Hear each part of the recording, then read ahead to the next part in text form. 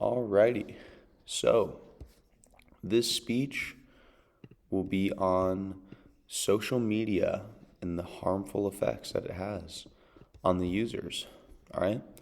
So, in this day and age, like 2022, really it definitely started around the early 2000s and then picked up significantly within the past 5 years. And it's most commonly among teenagers and like Gen Z specifically. And so social media, it's like while there are many good qualities about it, and there's potential with social media. It's like on paper it's great, in theory it's great. It's like this platform where you can connect with others, you can gain friends, you can like I don't know, like help each other. There's kind of like trends that can happen, and it's like not all of them are bad. Like there can be some good ones. But at the same time, social media is very, very detrimental to the youth, like to teenagers specifically, like young adults, teenagers. And what happens is it creates like so many problems, like too much screen time. There's like these fake realities that are made. And then third and like most importantly, there's like these mental distress that is caused from it. And as far as screen time goes, it's like irrelevant, really. Well, it's irrelevant because it might seem irrelevant because, like, who cares about that? But it's at the same time, it's the average person that uses social media and like uses it multiple times a day. They're like up to like 4 or 5 hours per day, and in like extreme cases, it's like 8 to 10 hours.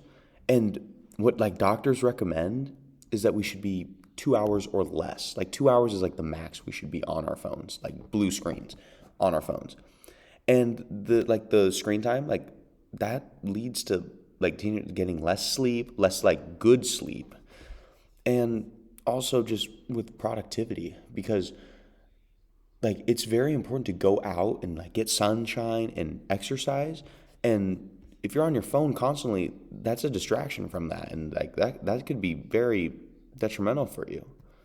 And then the next topic would be like the fake realities. And this is the fake realities would be just people really just not being themselves. And they use social media to put like their best face forward. And by best face, it's usually like a lie. They tend to like not like filters lie, but they'll tend to like say things that aren't true about themselves. They'll claim things, and like this is usually like influencers on social media, like TikTok, for example.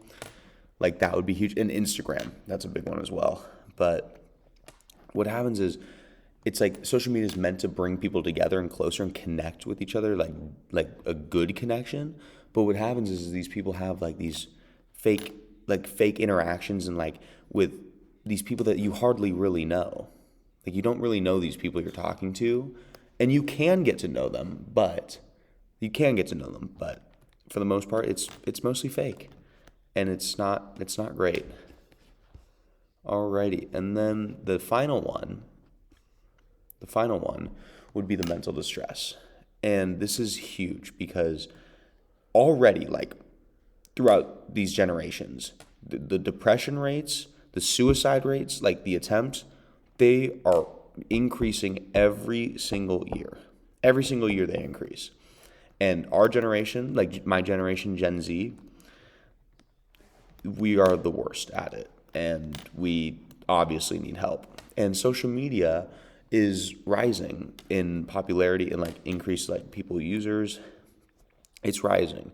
And there's a direct correlation between people who have like multiple times a day, like are using social media and use it like they use it a lot.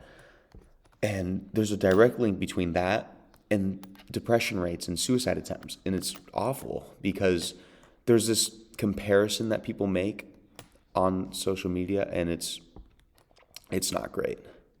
So what's to take away from this is that social media, while it can be effective, there are definitely things to consider before you get it. Definitely. Thank you.